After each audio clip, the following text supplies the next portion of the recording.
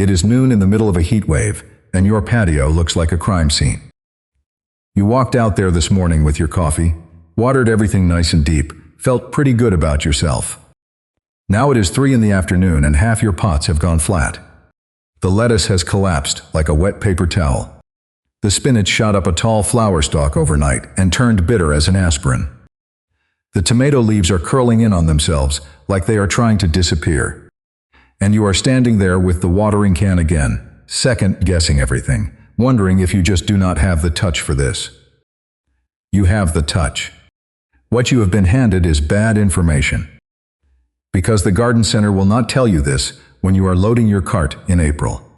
That advice you got, the whole speech about keeping plants cool and shaded and coddled through the summer, that advice is dead wrong for a whole category of food crops. It is not that those plants are barely surviving the heat. They are waiting for it. They sit there through your mild spring doing nothing much, a little sulky, a little slow, and then the temperature hits 90 and something switches on. They start growing like they finally got the memo. Your neighbor's raised bed is a graveyard by August, and these plants are hitting their stride. So let me reframe this whole thing before we go one step further. This is not a list of the fastest crops or the prettiest crops or the ones that win ribbons at the county fair. This is a survival roster. These are the vegetables that treat a brutal heat wave the way a lizard treats a warm rock.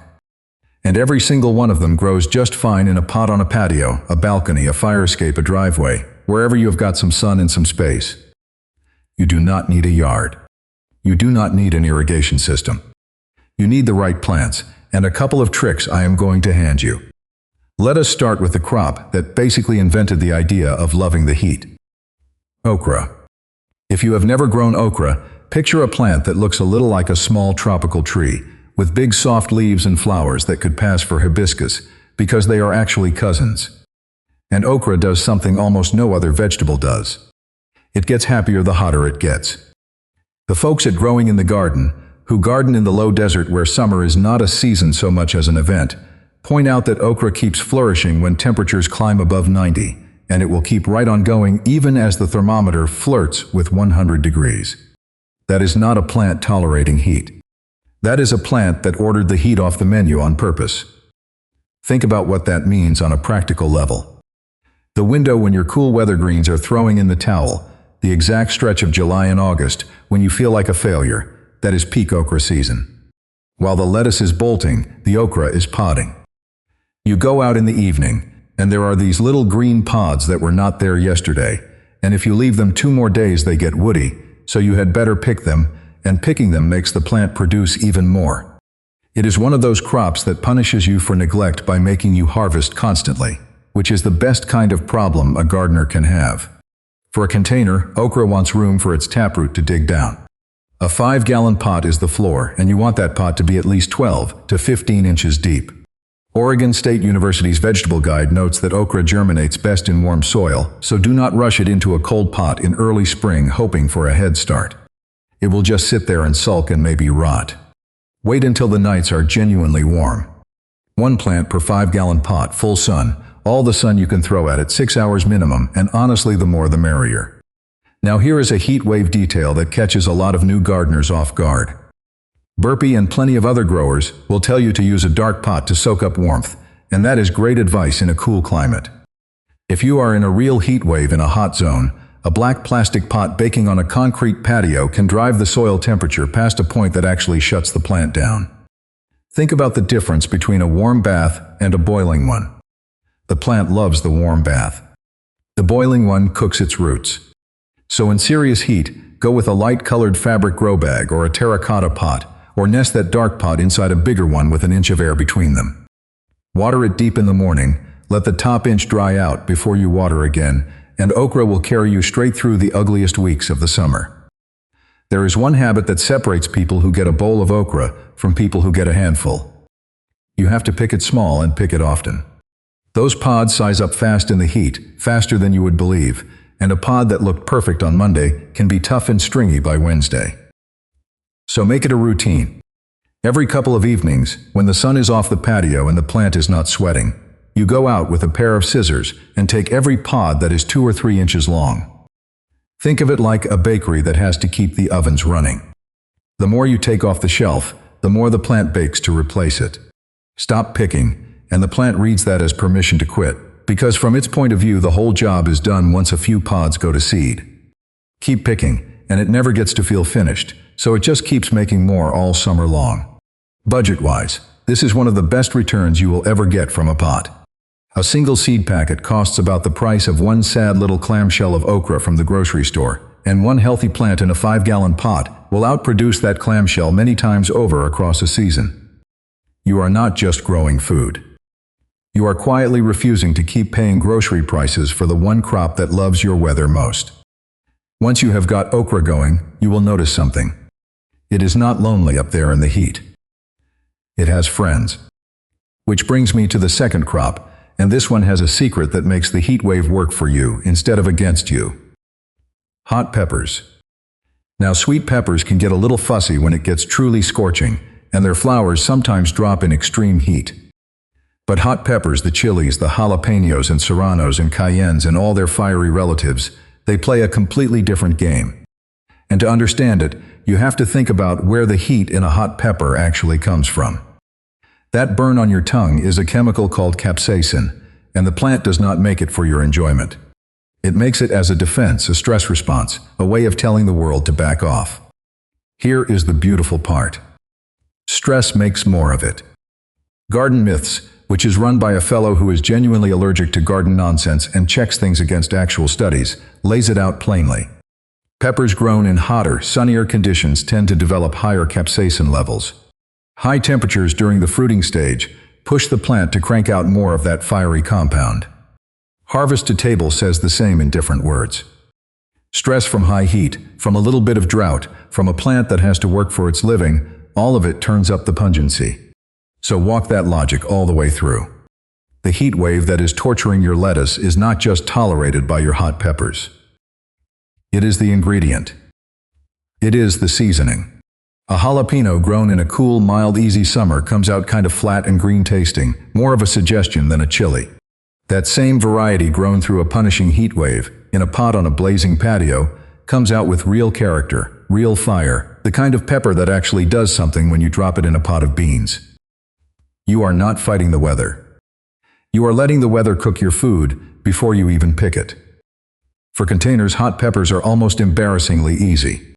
They stay compact, so a 3 to 5 gallon pot handles most varieties beautifully, and the smaller ornamental types will fry up fine in even less. Full sun, obviously. Feed them, because a well-fed pepper plant flowers and fruits harder, and give them a stake if they get top-heavy with pods. Do not overwater. This is the one time being a little stingy with the hose actually works in your favor, because mild stress is exactly what concentrates the flavor. Let the pot dry down between drinks, keep it in the hottest, sunniest spot you have, and by late summer you will have more peppers than you know what to do with, each one hotter than the last. And when you have got a glut, they dry beautifully on a string in that same dry heat, which means your July heat wave is quietly stocking your spice rack for the whole winter. Now think about the pattern forming here. Okra loves the heat. Peppers turn the heat into flavor. There is a third member of this club, and it grows in the exact same conditions, but it does something clever with the patio itself. Eggplant. Eggplant and pepper are close relatives, both members of the nightshade family, both built for warmth, and eggplant might be the most heat-hungry of the whole group. The Collin County master gardeners in Texas, who know a thing or two about brutal summers, flat out call eggplant built to take the Texas heat. It grows best when the days sit between 80 and 90 degrees, which is precisely the range that has your other plants filing for divorce. But eggplant has a trick that makes it perfect for a patio specifically, and it comes down to that dark skin. Picture a black car sitting in a parking lot in July. You would not touch the hood. That dark surface pulls in every bit of sun and holds the heat. An eggplant fruit works a little like that. It is a sun trap. All that reflected warmth bouncing off your patio pavers, off the wall of the house, off the neighboring pots, the stuff that is cooking your greens, the eggplant just soaks it up and turns it into growth. A patio in a heat wave is basically an oven with good airflow, and eggplant is the one crop that wants to be in the oven. There is a ceiling, and it is worth knowing so you do not get discouraged. The Old Farmer's Almanac points out that once you get up past 95 degrees, eggplant can pause on setting fruit for a few days, the same way a lot of crops do when the heat gets truly extreme. This is not the plant dying. This is the plant catching its breath. It is doing the sensible thing any of us would do in a heat spike, which is stop trying to make babies until things calm down a little. Give it a few days, keep it watered, and once the worst of the spike passes, it picks right back up and sets fruit like nothing happened. For a container, 1 eggplant per 5-gallon pot, and honestly bigger is better because these plants can get chunky and top-heavy once they load up with fruit. Full sun at least 6 to 8 hours. Give it a stake or a small tomato cage early, before it needs one, because a mature eggplant heavy with fruit in a windy spot will tip its own pot over if you let it. Water deep and steady, more consistently than you water the peppers, because eggplant likes to work but does not enjoy going bone dry. And here is a placement trick worth its weight in gold. Put the eggplant pot where it catches the reflected heat off a south-facing wall. That extra warmth that would fry a lettuce is exactly what makes an eggplant plant feel like it hit the jackpot. So look at what you have got now. 3 crops. Okra standing tall and potting through triple-digit afternoons. Hot peppers turning every degree of misery into concentrated fire. Eggplant sitting in the hottest corner of the patio, soaking up reflected heat like a cat in a sunbeam. Not one of them is surviving the heat wave. Every one of them is using it. And that is the whole mindset shift I want you to walk away from this first stretch with. You have been taught to think of a heat wave as an emergency, as something to defend against, as a stretch of days where you are just trying to keep things alive until the weather breaks. Throw that out. For the right plants, the heat wave is the main event. It is the reason they are there. The garden center tag that said full sun, keep evenly moist, that tag was written for a plant that would rather be somewhere cooler. These 3 would look at that tag and laugh. Here is the small revolution in all of this. You do not have to be a great gardener to grow food in a heat wave. You have to be a gardener who picks the right side. The whole struggle you have felt, the twice-a-day watering, the wilting, the guilt, all of that came from trying to grow cool weather crops in weather that is anything but cool. Match the plant to the climate you actually have, not the climate you wish you had, and the work drops away. These crops do not need saving. They need you to get out of the way and hand them a pot in the sun. Now 3 sturdy plants sitting in pots is a fine start. But a patio full of low bushy plants still leaves a lot of empty space, all that vertical air above the pots, all that hot bright emptiness climbing up toward the railing and the wall. That space is not wasted. It is the next opportunity, and there is an entire category of heat crops built to fill it. Because while these 3 stand their ground down at pot level, there is another group that does something almost defiant. When the temperature climbs, they do not just tolerate it. They climb too. They send out vines that reach for the trellis and the railing and turn a bare hot wall into a living green curtain. And they do it fastest in the exact weather that flattens everything else. While the lettuce is bolting by June, these things are just clearing their throat, getting ready to take over the whole summer. That is where we are headed next. So think about what your patio actually looks like in the middle of a July afternoon. Everything low to the ground is hunkered down, sulking, trying to lose as little water as it can. And that is the exact moment these next 3 crops decide to do the opposite. They stretch. They reach. They start climbing whatever you give them, and the hotter the day gets, the more they seem to enjoy the whole thing. There is something almost stubborn about it, and once you have grown one of these, you start rooting for them the same way you root for the one plant on the block that refuses to quit. The trick that ties all 3 of these together is that they grow up instead of out. And when a plant grows up a trellis, it does 2 jobs at once. It gives you food at eye level, so you are not crouching over a hot patio hunting for pods.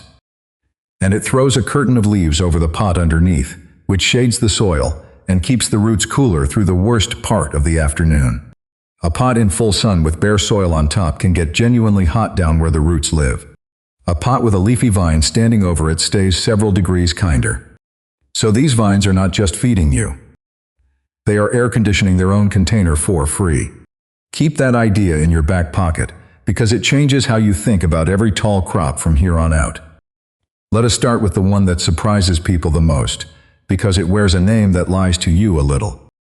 Malabar spinach. It sounds like spinach, it cooks like spinach, and it will save you when your real spinach has thrown in the towel. But it is not spinach at all.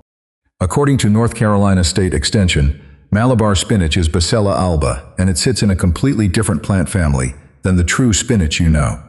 It just happens to give you the same kind of soft, dark, leafy green for the pot on the stove. Think of it like a stand-in actor who plays the role better than the star ever could in the heat. Here is why it belongs on a hot patio. True spinach hates warm weather. The second the days get long and hot, it bolts, meaning it shoots up a flower stalk, turns bitter, and quits on you. Malabar does the reverse. Horticulture magazine points out that the red variety tolerates heat and simply will not bolt when everything else does. The University of Wisconsin horticulture program describes it as thriving in hot, humid weather, exactly the conditions that flatten a normal salad garden. So while your patio is baking, this thing is putting out thick, glossy leaves that look like they have been polished. They are a little succulent, a little juicy, and they hold up beautifully whether you eat them raw or wilt them into a stir-fry. And it is a climber, a real one. Savvy Gardening notes that Malabar spinach is a twining vine that can run up to 10 feet in a single season, wrapping itself around a trellis or a string or a railing. That is a lot of green wall from one plant. For a container, you want a pot that holds at least 5 gallons, which is about the size of a large bucket, and you want a trellis or a teepee of stakes stuck in the pot before the vine gets going. Full sun is fine, and honestly it wants full sun. The one thing it asks for is water. A big vine in a hot pot drinks, so check the soil daily in a heat wave and water when the top inch feels dry. Give it that, and one plant will hand you leaves all summer long, right up until the first frost knocks it down, because it is the opposite of cold hardy and has no interest in a chilly night. One more thing worth knowing about how you pick it, because this is where Malabar really earns its keep. You do not harvest the whole plant. You pinch off the tender tips and the young leaves, and the vine answers by branching and pushing out even more, the way a hedge gets thicker every time you trim it. So a single plant is not a one-time meal. It is a machine that keeps handing you greens week after week, and the more you cut, the more you get. That is exactly the kind of return you want out of one seed packet when the budget is tight and the grocery store is charging premium prices for a limp bag of salad. Picture a corner of your patio with a tall green column of glossy leaves standing over a pot it is quietly keeping cool, giving you salad greens in the middle of August when the grocery store spinach looks sad and costs a fortune. That is Malabar. Now let us give it a neighbor that climbs just as eagerly but feeds you something completely different. That neighbor is the yard-long bean, and if that name is new to you, you have almost certainly eaten its cousin without knowing it. The yard-long bean is a type of cowpea, the same broad family that gives us black-eyed peas and the cheap bags of dried field peas you see for a couple of dollars at the store. North Carolina State Extension lists it under Vigna unguiculata, the cowpea, and calls it by a whole string of names: asparagus bean, long bean, Chinese long bean. So this is not some exotic import that needs babying. It is a country tough bean with a fancy long shape. And the toughness is the whole point. Regular green beans can sulk in real heat. When the nights stay hot, a lot of common beans drop their blossoms and stop setting pods, the same way we lose our appetite when it is too muggy to think. Yard-long beans do not care. Epic Gardening explains that they keep producing right through high heat because they run deeper roots and carry a waxy coating on their leaves that holds moisture in. Deeper roots means they reach water the shallow-rooted plants cannot touch. The waxy leaf coating is like the plant wearing its own raincoat in reverse, keeping water inside instead of letting the sun cook it out. Put those two things together, and you get a bean that sets pods when the thermometer is being cruel to everything around it. The pods themselves are the fun part. They grow long, sometimes 1.5 feet, sometimes closer to a true yard, hanging down off the vine like green shoelaces. You pick them young and tender, before they get lumpy and stringy, and you cook them just like a regular green bean, though they stay a touch chewier and taste a little nuttier, almost like a bean crossed with an asparagus. That is exactly where the asparagus bean nickname comes from. And they freeze well and store well, so a good stretch of production is not a use-it-tonight scramble. You can put summer beans away for a winter pot of soup. For the container, this is another climber that wants to go tall. Epic Gardening recommends a pot at least 10 inches deep, And honestly, a 5-gallon size is the sweet spot for a hot patio, because more soil holds more water and buys you breathing room between waterings. Get a support in there that stands 6 to 8 feet tall, a teepee of bamboo stakes, or a tall trellis leaned against a wall, because these vines will climb every inch you give them, and then look for more. Plant a few seeds around the base once your nights are reliably warm. Keep the pot in full sun, and water consistently, since a pot in the sun dries faster than the same soil would in the ground. Growing them straight up instead of letting them flop also keeps air moving through the leaves, which cuts down on disease and makes the long pods dead simple to spot and pick. You are basically running a green curtain that also pays rent and dinner. And here is the budget angle that makes me grin. You bought a packet of seeds, or a scoop of dried cowpeas from the bulk bin, and in return you get a vertical wall of beans through the hottest, hungriest stretch of the year, when the farmer's market is charging premium prices for anything green and fresh. That is defiance you can eat. So let us climb one more rung and meet the vine that fools people the hardest, because it is not what its name says it is either. Meet the Armenian cucumber. It slices like a cucumber, it crunches like a cucumber, it goes in your salad like a cucumber, and it is, botanically speaking, not a cucumber at all. It is a melon. According to Wikipedia, the Armenian cucumber is Cucumis melo variety flexuosus, which puts it in the muskmelon clan, the same broad group as cantaloupe, rather than with true garden cucumbers. It just grows long and pale and slender, and decides to taste like a cucumber instead of a sweet melon. Nature has a sense of humor. Why does that matter for a heat wave? Because being a melon is exactly what makes it so heat-proof. True cucumbers can get cranky and bitter when they are stressed by heat and uneven water. The bitterness in a stressed cucumber comes from natural compounds that build up when the plant is unhappy, which is why a rough summer can turn a promising cucumber sour. The Armenian cucumber skips that whole problem. The University of Florida Extension in Duval County highlights it as a warm season crop that shrugs off the heat, and growers consistently report that it stays sweet and crisp and never turns bitter, even when it is producing past 95 degrees. Savvy Gardening calls it a productive, heat-tolerant crop precisely for these conditions. So while your neighbor is yanking out sad, bitter cucumber vines in August, yours is still handing you crisp, cool slices for the dinner table. The fruit is a showstopper too. It grows long and ribbed and pale green, sometimes 30 inches or more, curling and twisting as it hangs off the vine.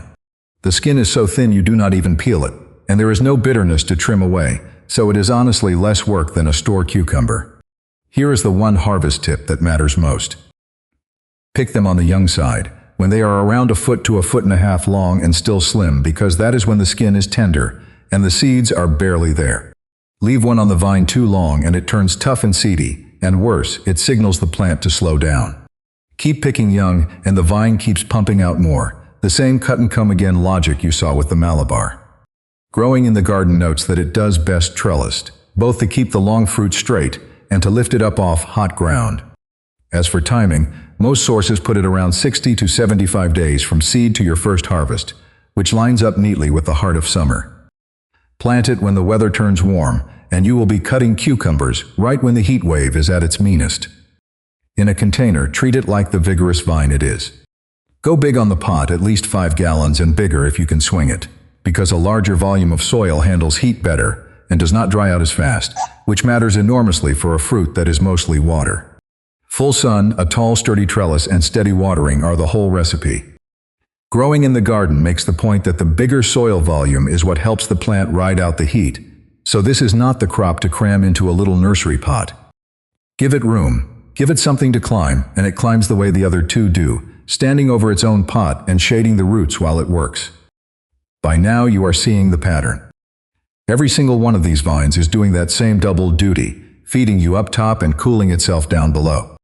Let me pull that trellis idea all the way together, because it is the quiet hero of this whole section. When you stand a vine up on a support, you flip the physics of a hot container in your favor. Bare soil in a sunny pot bakes on top, and heat drives straight down to the roots. Drape a canopy of leaves over that same pot, and you have thrown a beach umbrella over the root zone. The soil stays cooler, it holds water longer, and the plant is less stressed, which means fewer bitter cucumbers, more bean setting, and glossy Malabar leaves instead of a bolted mess. You also get better airflow through the leaves standing up, which means less disease in humid heat, and you get every fruit hanging where you can actually see it and reach it. One cheap trellis, or even a few bamboo stakes tied into a teepee, quietly solves half a dozen heat problems at once. It is the single highest value thing you can add to a container in a heat wave, and it costs almost nothing. So think about what you have now versus where you started this video. The garden center wanted to sell you the delicate little leafy things that melt in the sun and leave you feeling like you did something wrong. And instead you are looking at 3 vines that treat a heat wave like an invitation.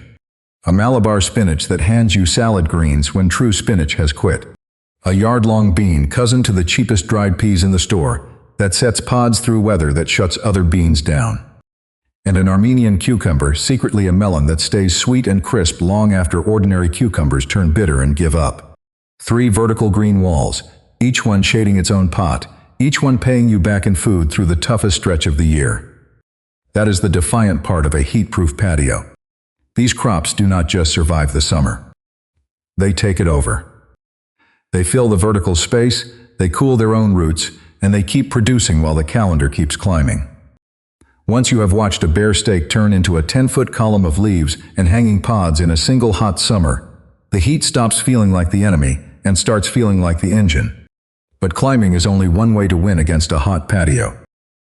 There is a whole other group of crops that never bother going tall at all. They stay low, they spread out, they carpet the pot, and every one of them does something that sounds impossible if you grew up thinking of summer as the enemy of a salad bowl. They do not just tolerate the heat. They taste better because of it. The hotter it gets, the richer and greener and more tender they become, which is the exact opposite of everything the wilted lettuce taught you to expect. So the next time your salad bowl looks empty and the sun is beating down, understand that there are real, leafy, cut-and-come-again greens built for precisely that day. That is where we are going next. So let me take you to the salad bowl, because that is where the heat hurts the most. You can accept losing your lettuce. You expected the peppers and the eggplant to be a project. But there is something quietly demoralizing about walking out to your patio in the middle of a heat wave, wanting nothing more than a handful of fresh green leaves for dinner, and finding a container of bolted, bitter stems that used to be spinach. That is the moment a lot of people give up on greens entirely for the summer. They decide fresh leaves are a spring thing and a fall thing, and they buy the plastic clamshell from the store like everybody else. What I want you to understand is that this surrender is completely unnecessary. There is a whole family of leafy greens that were waiting for exactly this weather, and they will fill that empty salad bowl on the hottest day of the year without a single bitter leaf. The relief here is real, and it is not a consolation prize. These are not sad, tough substitutes you eat because nothing better will grow. Several of them are the everyday summer green for hundreds of millions of people in the hottest parts of the world, which tells you everything you need to know about who was designed for this climate. When your grandmother's lettuce is throwing in the towel, these plants are just getting comfortable. Let me walk you through 4 of them, and I promise you that by the end of this stretch, your hot balcony is going to feel like a place that can feed you. The first one is amaranth, which many people know as callaloo. This is the green I reach for first when someone tells me spinach keeps bolting on their patio, because amaranth is the drop-in replacement that behaves like the exact opposite plant. Where spinach reads a warm week as a signal to panic, flower, and turn bitter, amaranth reads that same heat as an invitation to grow. According to hobby farms, amaranth is a genuinely heat-tolerant crop and works as a seasonal stand-in for kale, collards, and spinach, all of which want cooler weather than a real summer gives them. You cook the leaves the same way you would cook spinach. They wilt down soft and mild, and in the red-leaved callaloo types you get this beautiful ruby color bleeding into the pot that makes the whole dish look like you fussed over it. The kitchen framing that helps here is simple. Think of amaranth as spinach that never got the memo about summer.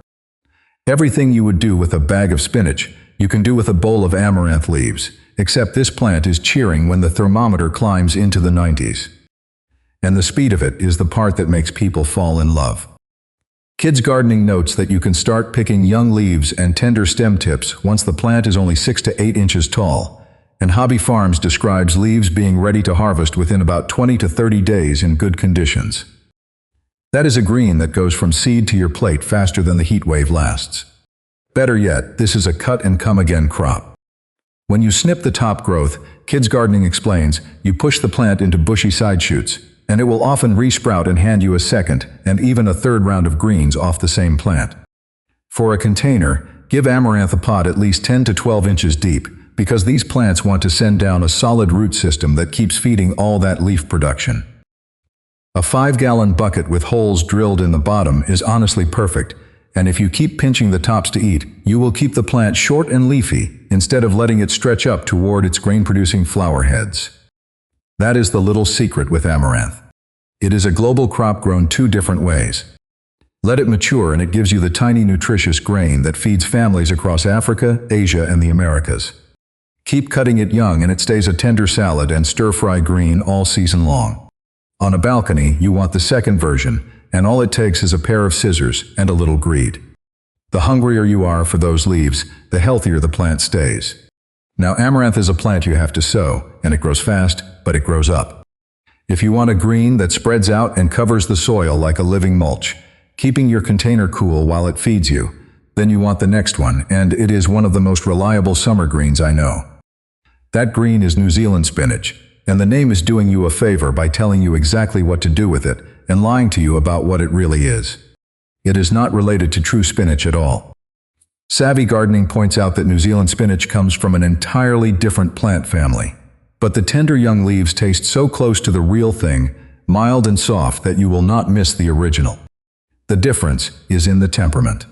True spinach is a cool weather crop that sulks and bolts the moment summer arrives. New Zealand spinach, as Savvy Gardening describes it, thrives in the heat and shrugs off drought and coastal salty conditions that would kill most tender greens outright. Picture the way a low, spreading houseplant fills a pot and drapes over the edges. That is how this plant behaves. It sprawls happily, sending out thick, succulent stems in every direction, and it will spill over the rim of a container and keep going. That sprawling habit is a gift on a hot patio, because as the plant covers the soil surface, it shades the potting mix underneath and slows down how fast your container dries out in the sun.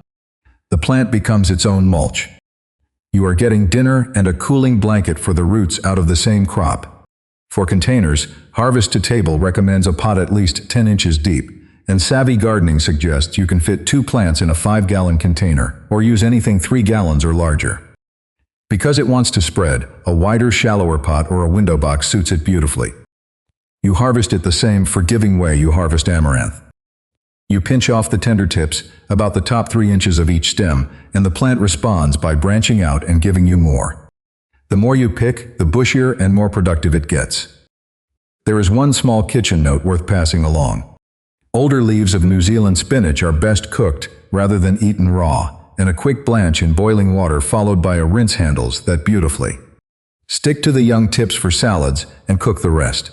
And you have a spinach substitute that will not quit on you when the store-bought spinach has long since bolted in your other pots. Harvest to Table notes it takes somewhere in the range of 55 to 65 days to reach a good harvest, and the detail that seals it for anyone in a hot zone is this. Savvy Gardening flags New Zealand spinach as a genuine answer for the warm winters of the lower zones where regular spinach struggles all year. In a lot of gardens it self-seeds and comes back on its own the following season, which means you plant it once and it decides to become a permanent guest. For a low-effort, heat-proof green that mulches its own container, it is very hard to beat. But if you really want to see a leafy green that treats a heat wave as its favorite time of year, I have to introduce you to a plant that has been the summer green of the Nile for a very, very long time. This is the one that peaks precisely when everything else is suffering. That plant is Molokhia, and if you have ever eaten at an Egyptian or Lebanese or Syrian table, you have probably met it as a thick, savory green soup. It goes by a few names. You will see it called Egyptian spinach, and botanically, it is jute mallow, a cousin of the plant we make rope from. Do not let that scare you off, because the leaves are tender and delicious, and this is one of the great summer greens of the hot world. Gardening Know How describes Molokhia straightforwardly as a plant that likes hot weather and pumps out its leafy greens all summer long. This is not a plant that merely survives your heat wave. This is a plant that has been waiting all spring for it. The temperature numbers tell the whole story. Sustainable Market Farming notes that Molokhia wants warm conditions to really take off. with soil temperatures consistently above 70 degrees and an ideal range up around 75 to 85 degrees, plus warm nights. In other words, the exact weather that has your lettuce waving a white flag is the weather Malokia has been dreaming about. And it is fast. Sustainable market farming describes it as very fast-growing, usually ready for a first cutting around 60 days after planting. Once it is established in that heat, it becomes a repeat cutting machine, giving you tender leaves again and again through the hottest months. The kitchen picture that makes Malokia click for people is a familiar one. When you chop the leaves fine and cook them, they release a natural silkiness that thickens the pot, almost the way okra thickens a gumbo or a spoonful of cornstarch thickens a gravy. That is not a flaw. That is the entire point of the dish, and it is why Malokia soup has a body and a comfort to it that a thin broth never has.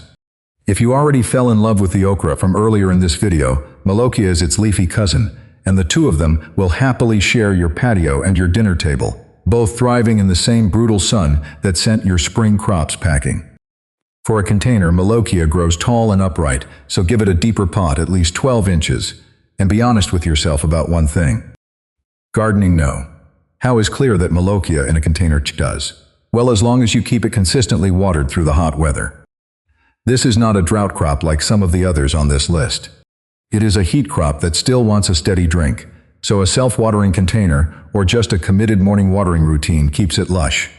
Pinch out the growing tips to keep it bushy and stop it from bolting to seed too fast, exactly the same trick you have now heard 3 times. Because it is the master move for every cut and come again green. Keep taking the tender tops, keep the plant young, and it keeps feeding you. So far, every green I have handed you is something you plant on purpose. But there is one more, and it might already be growing in the cracks of your patio for free, which brings us to the plant that turns a common weed into a free summer salad. That plant is purslane, and I want you to unlearn everything the word weed has taught you to feel about it. Yes, it grows uninvited in sidewalk cracks and neglected pots. Yes, gardeners have cursed it for generations. But purslane is a genuine, nutritious, delicious succulent green, and it is one of the toughest edible plants you will ever meet. The University of Wisconsin's horticulture program describes purslane as a fleshy succulent whose leaves store water, which is exactly why it laughs at a heat wave. Wisconsin notes it holds up to extreme drought, partly because of that water storage in the leaves and stems, and partly because it has small pores and a waxy coating that lock moisture in.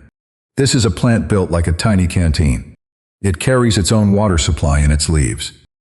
Think of purslane the way you think of a succulent houseplant on a sunny windowsill, the kind you forget to water for 2 weeks, and it forgives you every time. Now imagine that same drought-proof toughness, except the whole plant is edible, crunchy, a little tangy, a little lemony, and genuinely good for you. Wisconsin points out that purslane is unusually high in omega-3 fatty acids, the kind you normally have to get from fish or flax, along with vitamins A and C, and a good hit of minerals. You are eating a plant that most people rip out and throw in the compost. And it is quietly one of the more nutritious things you could put in a salad. For a container, purslane is almost comically easy. The folks at Purslane Microgreens make the point that it often grows better in pots than in the ground, especially on a balcony or in a tight urban space, because you can give it the full, blazing sun it craves without any competition. A shallow, wide pot suits it perfectly, since it hugs the ground and spreads out rather than growing tall. Use a well-draining mix. Put it in the hottest, sunniest spot you have, the spot where nothing else wanted to live, and then mostly leave it alone. You harvest by snipping the stem tips, and like every green on this list, cutting it just makes it branch out and come back thicker. There is a small caution worth mentioning. Make sure you know your plant before eating anything you find growing wild, because there is a look-alike, but true purslane has smooth, fat, teardrop-shaped succulent leaves and reddish stems, and once you have grown it on purpose from a seed packet, you will never mistake it again. So look at what you have now. 4 leafy greens that fill the salad bowl and the soup pot on the very day your spring crops gave up. Amaranth that grows faster than the heat wave lasts. New Zealand spinach that mulches its own pot while it feeds you. Malokia that peaks in the exact weather that broke everything else. And purslane, a free succulent green that carries its own water. Your hot balcony is not a dead zone anymore.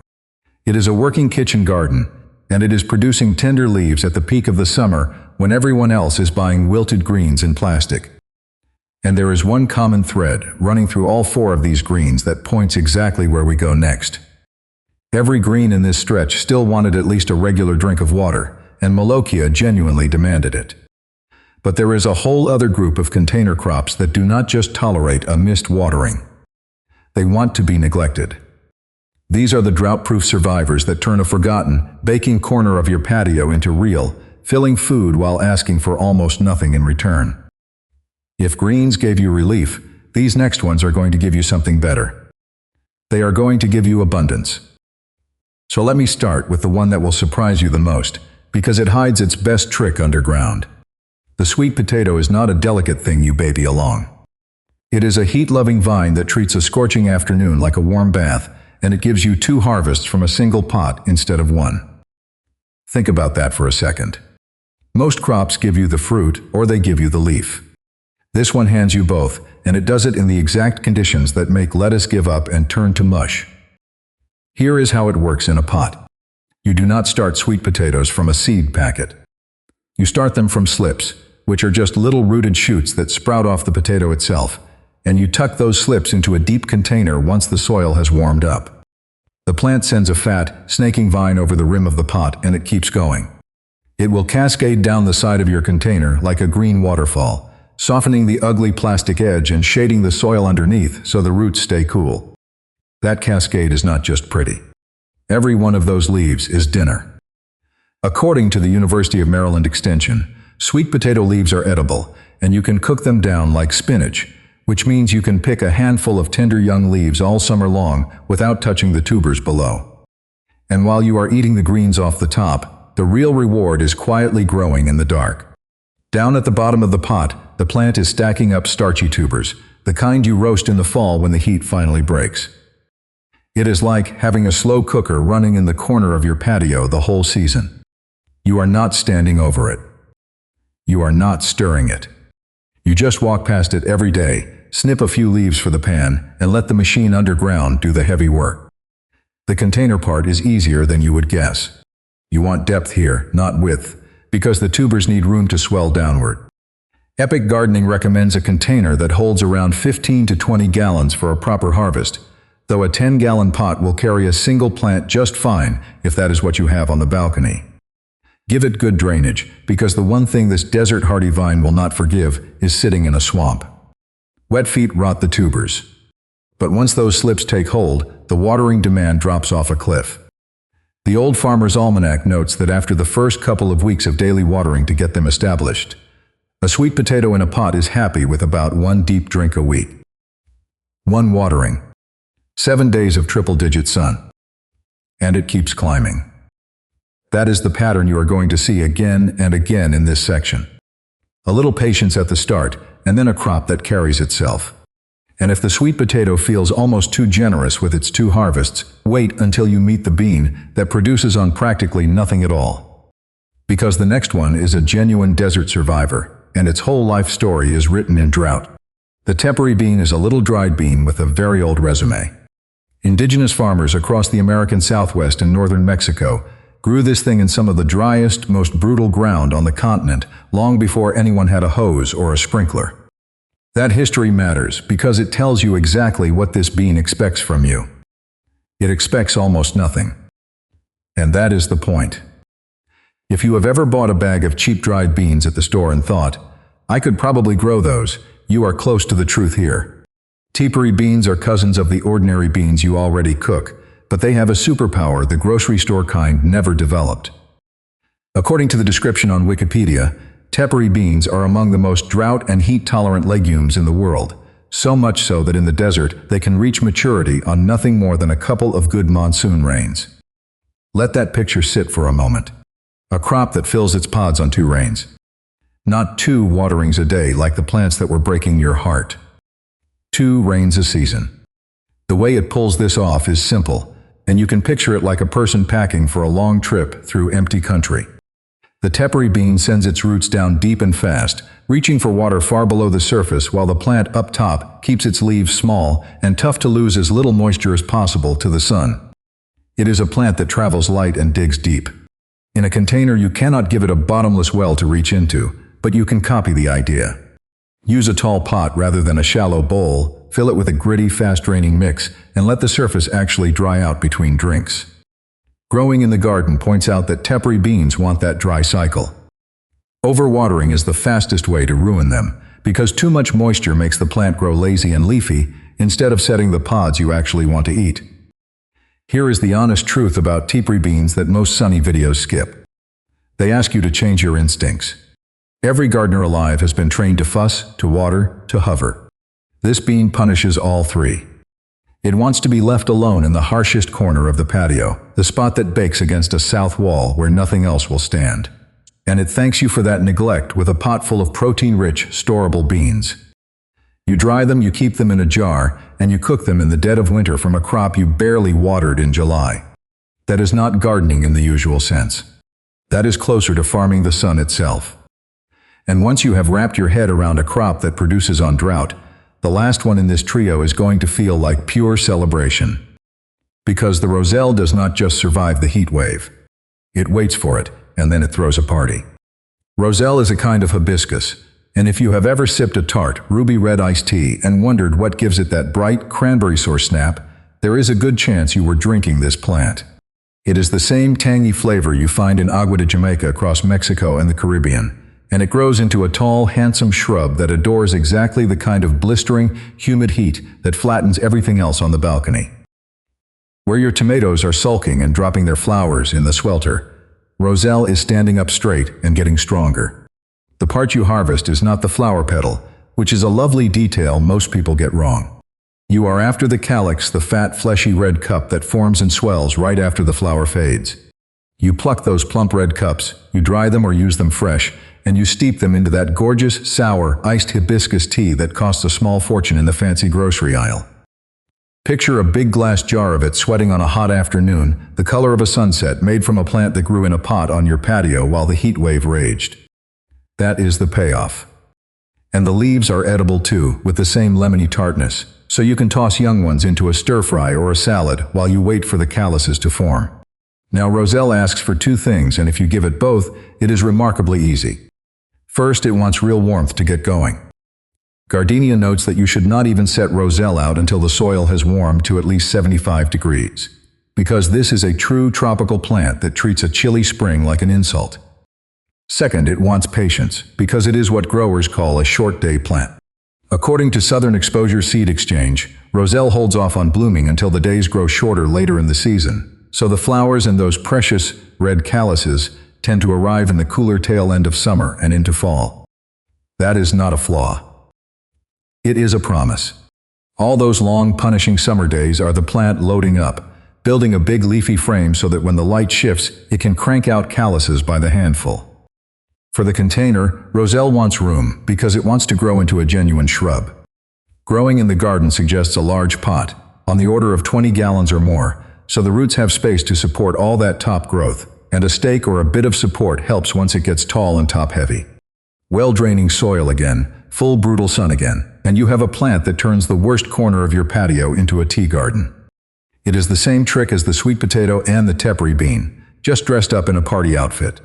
Neglect the right way, in the right spot, and the heat becomes your best worker.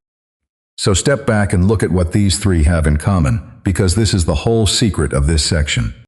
The sweet potato asks for 1 deep watering a week and pays you in leaves and tubers. The tepary bean asks for less water than any bean has a right to and pays you in beans you can store for a year. The roselle asks for warmth and patience and pays you in tart red tea straight out of a heat wave. Not one of them wants to be fussed over.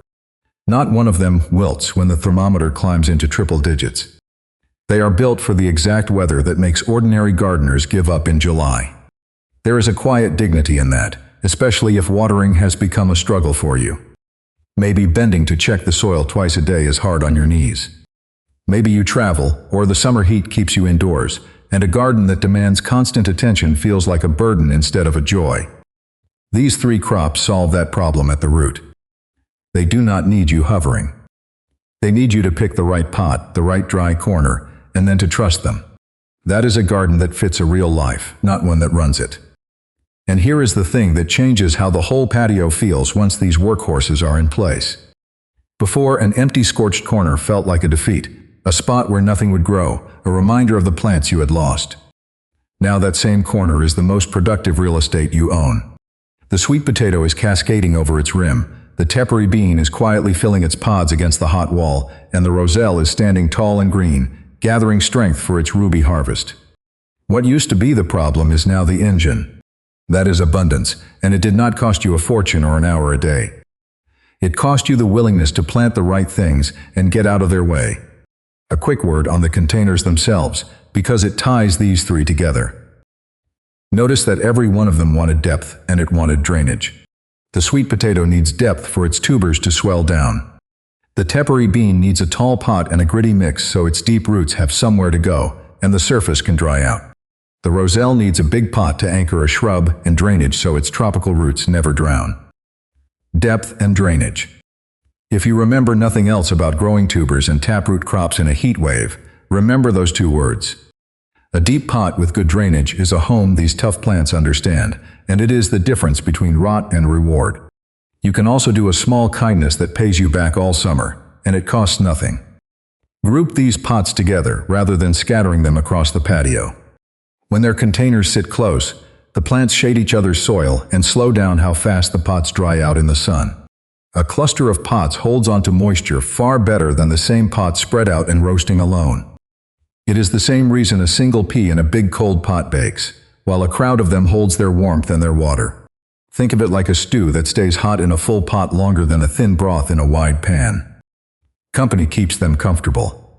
So now you have leafy greens that laugh at the heat, vines that climb through August, and these three drought-proof workhorses turning a forgotten corner into real storable food. Your patio is starting to look less like a graveyard and more like a working farm. But there is still one heartbreak we have not fixed, and it is the one that stings the most for a lot of gardeners. The tomato. That summer classic, the whole reason many of us started growing anything at all, is famous for quitting in a heat wave. Its flowers drop, the fruit refuses to set, and you get a big leafy plant with nothing to show for it just when you want it most. That heartbreak is about to end. Because the last two crops on this list are the ones that make the hot patio finally feel complete. And the first of them is a tomato that was specifically bred to keep fruiting when the pollen of an ordinary tomato would have called it quits. Right beside it grows the one herb that turns all of this into an actual kitchen, the plant that gets richer and more fragrant the harder the sun beats down. Two crops. One tomato that does not surrender, and one herb that thrives on the very heat that ruins the rest. That is where we are headed next, and it is the piece that ties the whole heat-proof patio together. So here we are, at the two crops that make the whole hot patio feel finished. One tomato that keeps setting fruit long after the ordinary ones have thrown in the towel, and one herb that turns intense sun into pure flavor. These are the crops that make a heat-battered balcony feel like a real garden again, the ones that put dinner on the table and a smell in the air that stops you at the door. Let us start with the tomato, because the tomato is where most heatwave heartbreak lives. You have felt it. The plant looks beautiful, tall and green, and covered in little yellow flowers, and then a week of 90-degree afternoons rolls through, and every single one of those flowers dries up and falls to the soil without ever becoming a tomato. Not one. You did nothing wrong. The plant did nothing wrong. It is a plumbing problem inside the flower, and once you understand it, you will never blame yourself again. Here is the kitchen table version of what goes wrong. Inside every tomato flower there is pollen, which is basically a fine powder that has to travel from one part of the flower to another for a tomato to form. On a normal warm day, that powder is dry and loose, and the smallest breeze shakes it right where it needs to go. But when the air gets brutally hot, that powder turns sticky and clumps up like flour left open in a humid summer kitchen. It will not sift. It will not move. According to Garden Betty, when daytime temperatures climb past about 90 degrees, or when the nighttime lows refuse to drop below the mid-70s, tomato pollen simply stops working, and the flowers fall off unpollinated. Craig LaHoulier, the tomato expert behind the Dwarf Tomato Project, has explained the same thing on The Joe Gardner Show. It is not the plant quitting. It is one specific step in the machinery that jams when the thermostat spikes. Now here is the part that changes everything. Plant breeders have spent decades quietly fixing exactly this problem. There are tomato varieties, and cherry tomatoes especially, that were bred to keep that pollen loose and workable at temperatures where ordinary tomatoes go sterile. They are called heat-set tomatoes, and they are the single most important thing you can plant if you want fruit during the worst weeks of summer.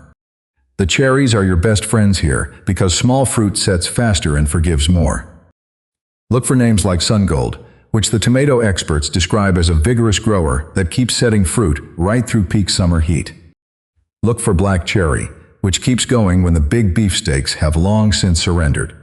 Look for the ones with heat baked right into the name, like Heat Wave. These are not exotic or hard to find. They sit on the same seed rack as everything else. You just have to know to reach for them. For a container, give a cherry tomato a real home. 5 gallons is the honest minimum, and bigger is kinder. Remember what we said all the way back at the start, that a pot heats up faster than the open ground, so the pot itself becomes part of the problem in a heat wave. The tomato experts put a hard number on it. A dark pot sitting in full afternoon sun can push the root zone past 120 degrees, which cooks the very roots that are supposed to be pumping water up to those flowers. So a light-colored pot, a 5-gallon size or larger, and a spot where the container gets a little afternoon shade even while the leaves stay in the sun. That combination is the difference between a plant that fights all summer and a plant that folds in July. And when the fruit finally comes, and it will, you get the reward that no supermarket tomato has ever matched. Warm off the vine, split your cheek sweet dozens at a time from a single pot on a railing. A heat-set cherry tomato in the middle of a heat wave is proof, right there in your hand, that you outsmarted the weather. Which brings us to the plant that belongs right beside it, in spirit and very nearly in the same pot. Sweet basil. Basil is the crop that turns the heat from an enemy into a partner. While the lettuce is bolting and the cilantro is throwing in the towel, basil is standing in the full blaze looking greener and glossier by the day. This is a plant that evolved in hot places and never forgot it. Give it 6 to 8 hours of direct sun, which is exactly what a summer patio hands out for free, and it grows fast, bushy, and dense. Green Leaf Guide notes that basil wants that full daily dose of direct light for its best growth and flavor, and a heat wave delivers it whether you asked for it or not. But the real magic of basil in intense sun is the smell. The flavor. Basil makes its scent from tiny oils tucked inside the leaves, and the plant produces more of those oils when it is working hard in strong light. Think of it like a lemon. A lemon grown in a cool gray summer is thin and sour and forgettable, while a lemon that ripened under a fierce Mediterranean sun is loud, fragrant, and unmistakable. Same fruit, wildly different intensity, and the sun is the reason. The gardening research group AHDB, which studies exactly this, has found that you can push basil to concentrate even more of its aromatic oils with a touch of mild water stress, letting it get just a little thirsty between drinks. That is the whole trick behind why a homegrown basil leaf in August smells like it could season the entire street, while the pale supermarket sprig smells like almost nothing at all.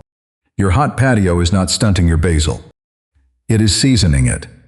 For the container, basil is about as easy as it gets, and here is the part gardeners have loved for generations. You can grow it right in the same pot as your cherry tomato. Bonnie Plants describes tomatoes and basil as the perfect planting pair, two crops that want the same sun and roughly the same water, growing happily together in one large container. Keep it simple and give them room. One good basil plant tucked toward the edge of a 5-gallon tomato pot, not crowded up against the main stem, and you have a self-contained little kitchen garden. Tomato in the center, reaching for the sky.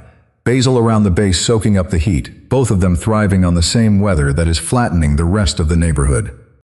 And when you carry that pot's harvest inside, the tomatoes and the basil are already gathered on the same plate, the way they were always meant to be. Pinch the tips often. Every time you snip the top of a basil stem for dinner, the plant answers by branching into 2, then 4, then 8, growing fuller and giving you more. The more you take, the more you get.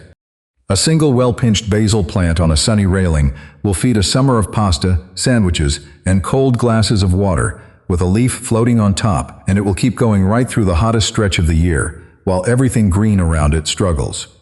So that is the full 15. And I want to pull the whole thing back together now, because the point was never a list of names to memorize. The point is a way of seeing your own patio. Everything on this list wins for the same handful of reasons, and once you hold those reasons in your head, you will never again stand at a garden center, squinting at a plastic tag, wondering what will survive your summer. The winners are the crops that treat heat as home. They come from hot corners of the world, from Africa and Southeast Asia and the American deserts and the Mediterranean coast, places where scorching sun is just Tuesday. They do not have a bolting reflex that ruins them the moment it gets warm, because the weather they were built for is warm. That is the entire secret. Stop fighting your climate and start planting for it. And the way you set the whole patio up matters just as much as what you plant. Group your pots together instead of scattering them, so the plants shade each other's containers, and the little cluster holds a bit of moisture and coolness among the leaves, the way a stand of trees stays cooler inside than a single tree alone. Water deep and early, at dawn, so the plant drinks its fill before the sun climbs and the pot has a full tank to run on through the hottest hours, instead of a shallow splash at noon that half evaporates before it soaks in. Choose lighter pots where you can, so the roots are not baking in a dark oven. That is the game plan, and it is almost embarrassingly simple. Pick heat lovers, group the pots close, and water deep at dawn. Do those three things and your patio stops being a place where plants go to wilt and becomes a place where they go to thrive. Now I know 15 crops can feel like a lot when you are standing on a small balcony, wondering where to even begin. So let me make this easy for you, because you do not need all 15, and you should not try to grow all 15 this summer. Pick 4. Just 4. That is your whole assignment. Pick one from the sturdy sun lovers, an okra or a hot pepper, something tall and dependable that gives the patio a backbone. Pick one climber, a Malabar spinach or a yard-long bean, and give it a little trellis so it turns a bare wall into something green and alive. Pick one leafy green you will actually eat, an amaranth or a New Zealand spinach or a molokhia, so you have real salad and cooking greens without the bolting heartbreak. And pick the pair we just talked about, the heat-set cherry tomato with a basil plant at its feet, because that one pot alone will feel like the heart of the whole thing. 4 choices. 4 pots or fewer if you double some up. That is a garden any one of us can start this weekend. Whatever the forecast says, however much space is out there, whatever our knees and backs will allow. 4 pots by the door, and you are a heat wave gardener now. Picture it for a second. It is the peak of the worst week of summer, the kind of afternoon where the news is telling everyone to stay indoors, and the pavement shimmers with heat. And you step out onto your patio anyway, coffee in hand, because you want to. The okra is standing tall with a fresh pod ready to snap off. The beans are climbing the little trellis, dangling long and green in the blaze. The cherry tomatoes are glowing red and gold in clusters, warm to the touch, and when you brush past the basil at their feet, the whole corner releases that sharp, sweet, unmistakable smell. That means summer supper is already half made. Bees are working the flowers. The leaves are soaking up the very sunlight that is punishing everyone else. And you are standing in the middle of it, cool cup in your hand, looking at a living, producing garden on the hottest day of the year. That is not a fantasy. That is just what happens when you plant the right crops. Every plant we talked about today is out there right now, in some hot backyard or on some baking city balcony, doing exactly this, feeding somebody who decided to work with the heat instead of against it. There is nothing rare about these plants, and nothing difficult about this. It is old knowledge, the same knowledge that fed people in hot climates for thousands of years, handed back to you in a form that fits a pot on a porch. So that is the list and that is the plan, and now the summer is yours. Go pick your 4. Set them by the door where you will see them, and remember to water. And this year, when the heat wave rolls in and the neighborhood patios go brown and crispy, yours will be the one that is greener than ever, heavy with peppers and tomatoes and beans, defiant and thriving, and yours. If this helped you look at your patio a little differently, there are plenty more container garden guides right here on the channel to help you keep it growing. I will see you in the next one. Now go get your hands in some soil and enjoy that thriving little garden you are about to grow.